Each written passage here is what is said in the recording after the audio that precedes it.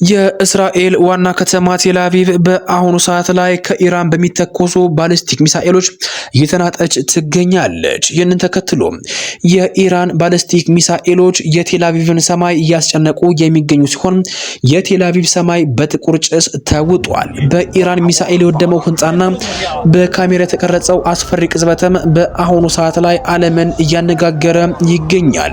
የኢራን ባሊስቲክ ሚሳኤሎች በእስራኤል የንግድ መሃል ከተማ በሆነችው ቴል አቪቭ ላይ ባደረሱት ጥቃትም በአንድ ህንጻ ላይ ከፍተኛ ቃጠሎ ሲነሳ የሚያሳይ ምስል በአካባቢው በነበሩ ቻይናውያን ሰራተኞች ተመዝግቦ ይፋ ተደርጓል።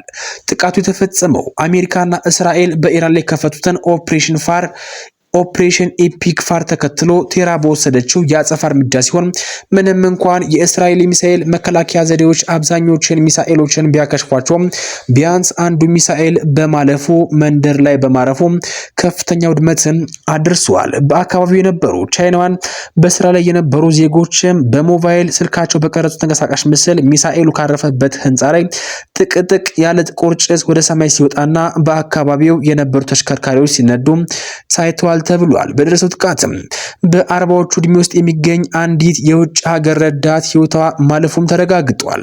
እንዲሁም ደግሞ ህፃናትን ጨምሮ በርካቶች ሰዎችም ለከባድና ለቀላል አካል ጉዳት ተዳርገዋልም ተብሏል። ይህ በቴል አቪቭ ላይ የደረሰው ጥቃት ስም ግጭቱ ወደ ከፋ የከተማ ውጊያና መጠነ ሰፊ ቀውስም እየተሸጋገረ መሆኑን የሚያሳይ ምልክት ተደርጎም ተወስዷል። የእስራኤል መከላከያ ሰራዊትም በጥቃቱ ዙሪያ ተጨማሪ መረጃዎችን ያሰባሰበ ሲሆን የነፍስ አድን ሰራተኞችን በፍርስራሽ ውስጥም የተቆለፉ ሰዎችን ለማውጣት ከፍተኛ ጥረት ያደረጉ ይገኛሉ። ይህ በእንዲህ እንዳለ የዓለም አቀፍ ዜና ወኪሎች አንዳንድ በማህበራዊ ሚዲያ የሚሰራጩ የቆዩ ምስሎችን ከዚህ ወቅታዊ ክስተት ጋር እንዳይለቀቁ ጥንቃቄ እንዲደረግም አሳስበዋል። በአሁኑ ሰዓት ላይ የቴል አቪቭ ሰማይም እየተጨነቀ የሚገኝ ሲሆን በአሜሪካ ኢራንና እስራኤል መካከል ጦርነቱ እንደቀጠለ ነው።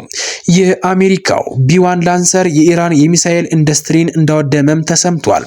ይህንን የአሜሪካ ጥቃትም ከፍተኛ አመራሮችም ጭምር አረጋግጠውታል። በዚህም የዩናይትድ ስቴትስ ማዕከላዊ እዝ እንዳረጋገጠው ከሆነ ግዙፎቹ ቢአይቢ ላንሰር ቦምብ ጣይ አውሮፕላኖች በኢራን እምብርት ላይ ከባድ ጥቃት ፈጽመዋልም ብለዋል። ግዙፎቹ የአሜሪካ ቢአይቢ ላንሰር ቦምብ ጣይ አውሮፕላኖችም በኢራን እምብርት በሆኑ የባሊስቲክ ሚሳኤል ማምረቻ ፋብሪካዎች ላይ ግዙፍ የነዳጅ መጋዘኖች፣ የገዢው አካል የከርሰ ምድር የሚሳኤል ከተሞችን እንዳወደሙም ገልጸዋል። ፕሬዚዳንት ትራምፕ የሚሳኤል ኢንዱስትሪያቸውን ከምድረገጽ እናጠፋለን በማለት የገቡትን ቃል እየፈጸሙም ይገኛሉም ተብሏል። የ49 የገዢው አካል መሪዎች መገደል ተከትሎ አሜሪካ አሁን ላይ ትኩረቷን የኢራን ወታደራዊ ክንፍ ሙሉ በሙሉ መስበር ላይ ሆኗል። ይህ አውሮፕላን እጅግ በጣም ብዙ ቦምብ የመሸከምና ማንኛውንም የአየር መከላከያ ሰብሮ የመግባት ልዩ ብቃት አለውም ተብሎለታል። ይህ ብዙ የሚወራለት የአሜሪካ ቢአይቢ ላንሰር ቦምብ ጣይ አውሮፕላንም በአሁኑ ሰዓት ላይ በኢራን ላይ ከፍተኛ ጥቃት እየፈጸመ እንደሚገኝም ተሰምቷል። የአሜሪካ የጦርነት ሚኒስትር ፒት ሄግሴ እንዳሉት ከሆነ ስጋቱ ዳግም እንዳያገረሽ ለማድረግ ጥቃቱን በኃይልና በቆራጥነት እየተፈጸመ ነው ብለዋል። በአሁኑ ሰዓት ላይ መካከለኛው ምስራቅ ከምን ጊዜውም በላይ እየተሸበረ ይገኛል። ለዚህ ዋነኛው ምክንያት ሁለት ጎራ መፈጠሩ ነው። የፈረንሳይ ተዋጊ ጀቶች በተባበሩት አረብ ኤምሬትስ ሰማይ ስር ላይ ታይተዋል። የፈረንሳይ ራፋኤል ተዋጊ ጀቶች በተባበሩት አረብ ኤምሬትስ ሰማይ ላይ ደህንነት ማስከበር ስራቸውን ያከናወኑ መሆናቸውንም አሳውቀዋል። የተባበሩት አረብ ኤምሬትስ ሰማይ ላይ የተካሄደውን ወታደራዊ ኦፕሬሽን አስመልክቶ የፈረንሳዩ ላሞንድ ጋዜጣ የውስጥ ምንጮች ጠቅሶ እንደዘገበው ከሆነ ባለፈው ሳምንት መጨረሻ የኢራን ድሮኖች በኤምሬትስ ላይ ጥቃት በሰነዘሩበት ወቅት በዚያው የሚገኙ የፈረንሳይ ራፋኤል ተዋጊ ጀቶች ድሮኖችም ለማክሸፍ ተሰማርተው ነበር ብለዋል። ፈረንሳይ ከሀገሪቱ ጋር ያላትን የመከላከያ ስምምነት መሰረት በማድረግ አስፈላጊ ሆኖ ሲገኝ ተመጣጣኝ የመከላከል እርምጃ ለመውሰድም ዝግጁ መሆኗን አረጋግጣለች። እንዲሁም የግሪክ ጦር ጀቶች ቆጵሮስ እንደገቡ ተሰምቷል። በመካከለኛው ምስራቅ እየተባባሰ የመጣውን ውጥረት ተከትሎ የግሪክ አየር ኃይል ኤፍ-16 የተባሉ የጦር ጀቶችን በአሁኑ ሰዓት ላይ ወደ ቆጵሮስ ማስገባቱ ነው የተሰማው። በቆጵሮስ የሚገኘው የብሪታንያ ጦር ሰፈር ከኢራን ጥቃት ለመከላከልም ደሴቷ ላይ አርፈዋል ተብሏል። የጥቃቱ መነሻም በቆጵሮስ የሚገኘው የብሪታንያ አርኤኤፍ አክሮቲሪ የጦር ሰፈር በኢራን ድሮኖች መመታቱን ተከትሎ ግሪክ አስቸኳይ ወታደራዊ ድጋፍ ልካለች። የተላከው ኃይልም በአሁኑ ሰዓት ላይ የኢራን ጥቃት ለመመከት እንደሆነም ታውቋል።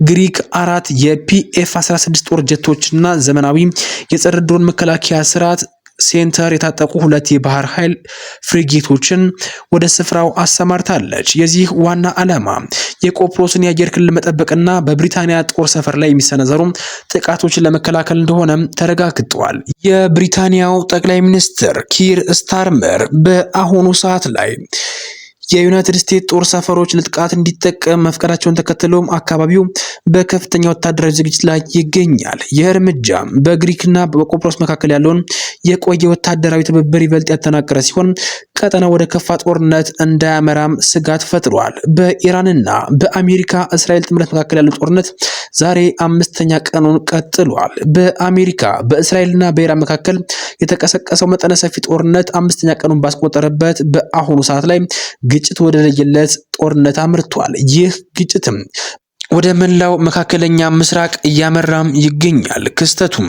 ዓለምን እንዲሁም ደግሞ የተለያዩ ከፍተኛ ዲፕሎማቶችንም እያስጨነቀ ይገኛል። በአሁኑ ሰዓት ላይ በእስራኤልና በኢራን መካከል የአየር ድብደባና ድሮን ጥቃቶቹም ቀጥለዋል። እስራኤል በቴህራንና በቤሩት በሚገኘው የወታደራዊ ኢላማዎች ላይ ጥቃት መፈጸሟን አስታውቃለች። በሌላ በኩል በሳውዲ አረቢያ የሚገኘው የአሜሪካ ኤምባሲ በ2 የኢራን ድሮኖች ተመቶ እንደወደቀም ተሰምቷል። በዚህ አካባቢም ከፍተኛ ኪሳራ እንዳስተናገዱም ጭምር ታውቋል። የኢራን መንግስታዊ መገናኛ ብዙሃን በበኩላቸው በባህሬን በሚገኘው የአሜሪካ አየር ኃይል ጣቢያ በድጋሚ ጥቃት መፈጸማቸውንም አረጋግጠዋል። የኢራን ባለስልጣናት ለዓለም የኃይል አቅርቦት ወሳኝ በሆነው በሆርሙዝ ባህር ሰርጥ በሚያልፉ መርከቦች ላይ ጥቃት ለመሰንዘርም ዝተዋል። በዚህ መስመር ላይ ለማለፍ በሚሞክር ማንኛውም መርከብ ላይ እሳት እንለኩሳለን ሲሉም አንድ ከፍተኛ የኢራን ባለስልጣን ማስጠንቀቂያ ሰጥተዋል። ፖለቲካዊ ውሳኔዎች እንዲሁም ደግሞ ወታደራዊ ጉዳዮች ላይ በአሁኑ ሰዓት ላይ በትኩረት ታይ የሚገቡ ጉዳዮች ናቸው። የአሜሪካው የውጭ ጉዳይ ሚኒስትር ማርኮ ሩቢዮ ፕሬዝዳንት ዶናልድ ትራምፕ የቅዳሜውን ጥቃት የመጨረሻ ድል ሲሉ መግለጻቸውን በመጥቀስ ከባዱ የአሜሪካ ወታደራዊ ጥቃት ገና ወደፊት ይመጣል ሲሉ ዝተዋል።